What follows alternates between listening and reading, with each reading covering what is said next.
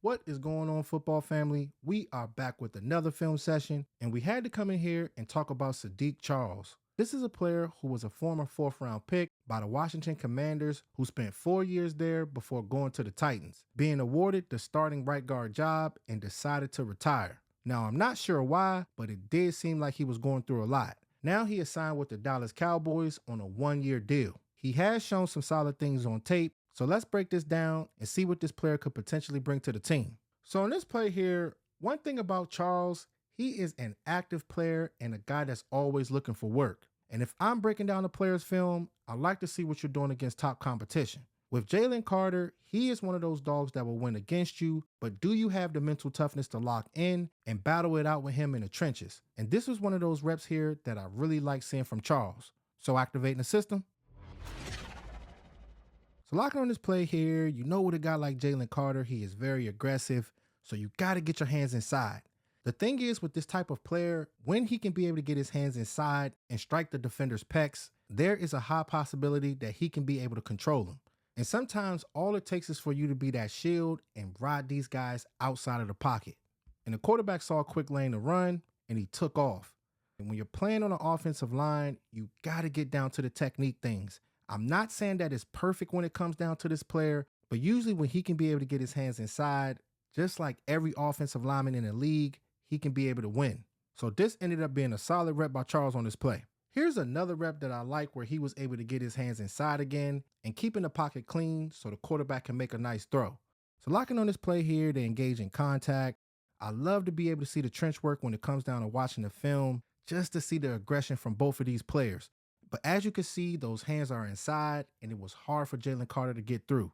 And regardless of how good a defensive tackle is, if you can be able to get down to the basics, have a great understanding of what these coaches want out of you, you can win a lot of these reps. Now, it's not perfect with him. He does make his mistakes, and there are a lot of plays that we're about to break down right now. But me and you have to come in here and see all the good things that this player could be able to do as well. Now, you will want this player to set his feet and not get driven back like that, but keeping him away from the quarterback is always good.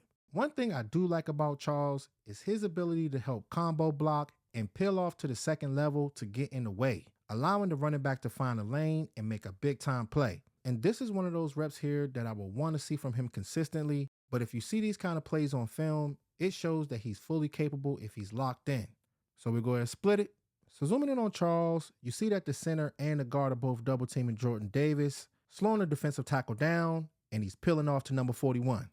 And if you're going to be an offensive lineman, sometimes you might not get your hands all the way on a guy, but if you can be able to push them out the way, that could potentially make the world a difference.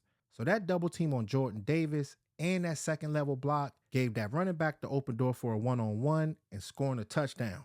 And as far as the offensive line this season, I'm sure it's going to be a lot of double team blocks. A lot of these offensive linemen are going to be on the move. So you need these offensive guards to not only be physical, but have a great understanding of what the offense is trying to do. So another solid rep by Charles, combo blocking, peeling off to the second level, and the running back getting to the end zone. One of the best attributes I've seen on film from Charles is his vision.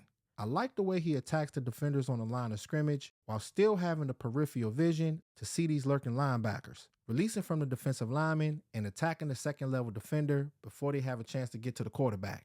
So we go ahead and run it. So just watching this play here, they're sending all 6 guys.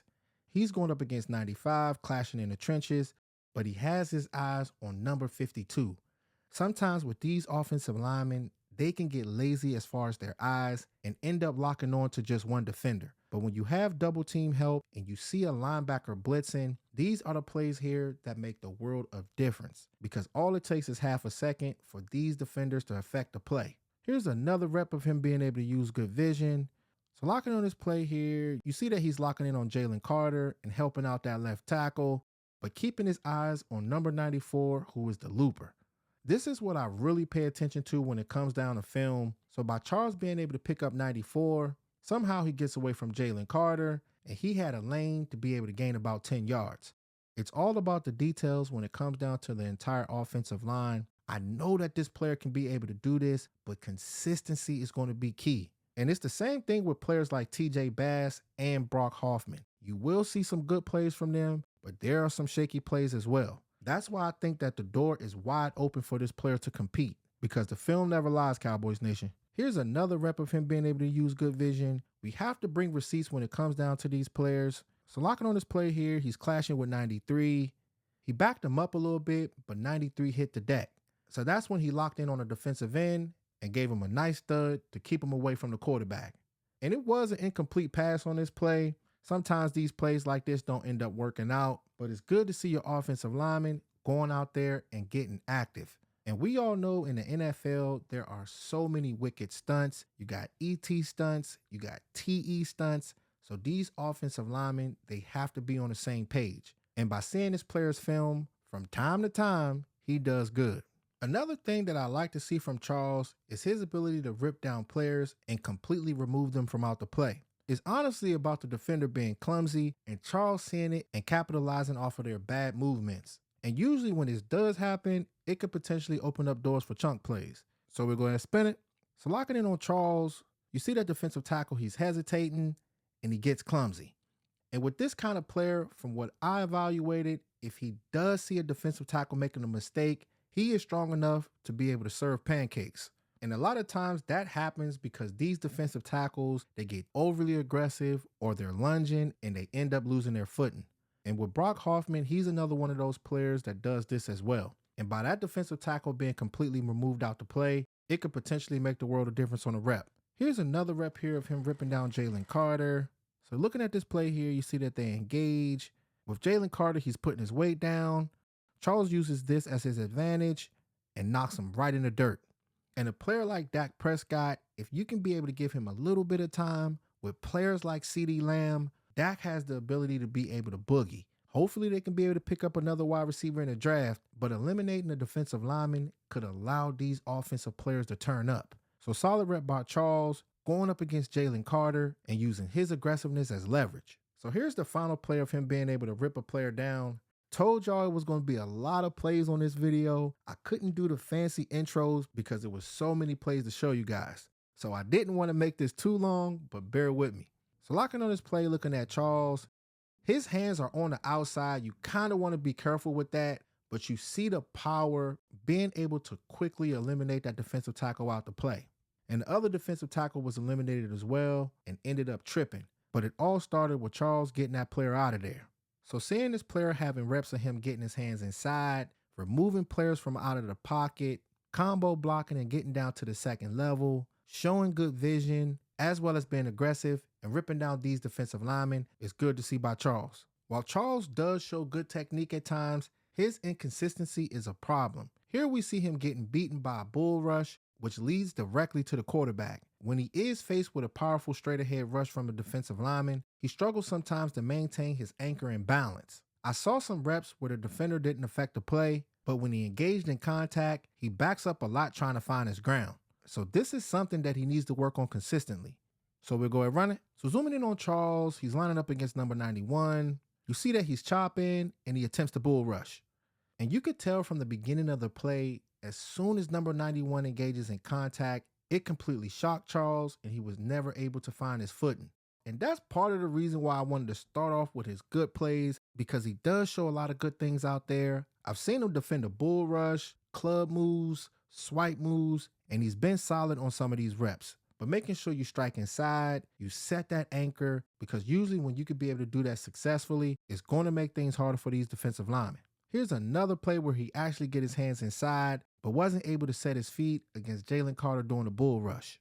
So just looking at this play here, they're clashing. We know with the Eagles, they love to send everybody on their front seven.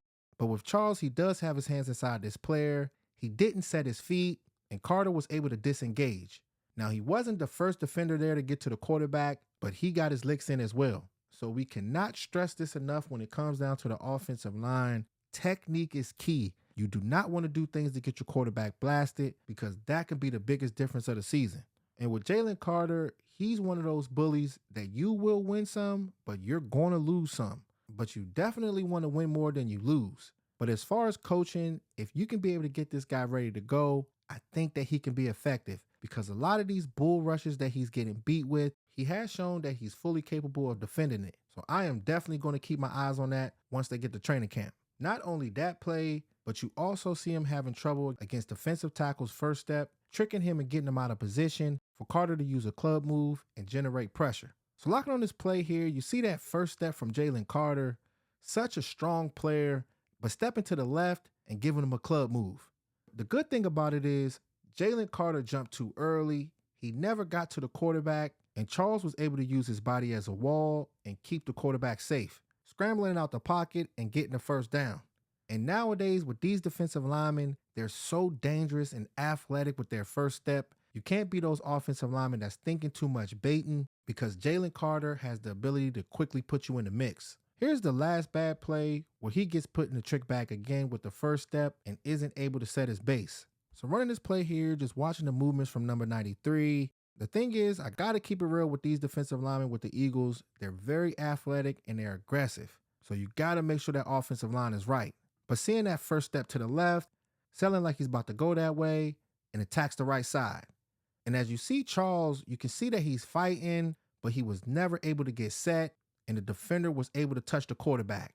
But it's good because he was actually able to get the throw off, and it was a big time catch. But 9 times out of 10, when a player can be able to get his hands on you like that, it usually ends up being a bad play. So as far as these snappy defensive tackles, there is a possibility that he might end up having trouble with some of these guys. So patience is key. So there are a lot of good plays when it comes to Charles, but there are some bad plays and a lot of things that he could definitely work on for this upcoming season. So in this final play here, it was another one of those reps where he was battling it out with Carter and buying time for the quarterback to throw a nice touchdown pass. So let's run it. So looking at this play, watching the smoothness from Charles, and these guys on the offensive line, when you're going up against a guy like Carter, it's like two dinosaurs fighting each other. This is why I love to be able to break this kind of stuff down. But keeping his hands inside, the quarterback had enough time to throw a nice touchdown.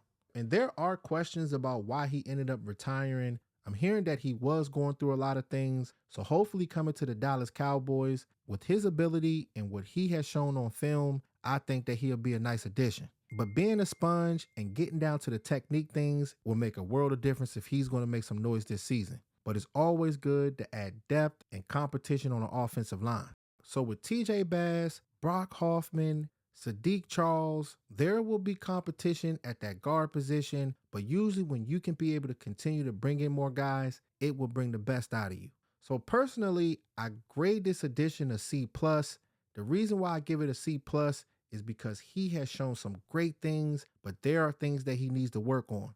But so does Brock Hoffman and TJ Bass. So I think that there will be an open door for competition, but it's going to come down to who is more consistent at the end of the day. So comment below and let me know what you guys think about the addition of Saahdiq Charles. And as far as college, who do you guys want me to break down, just like this video? So make sure y'all like, share, and subscribe, and hit that notification bell, because the way the YouTube algorithm works, if you don't hit it, you'll miss on fire updates and the best football film sessions on YouTube.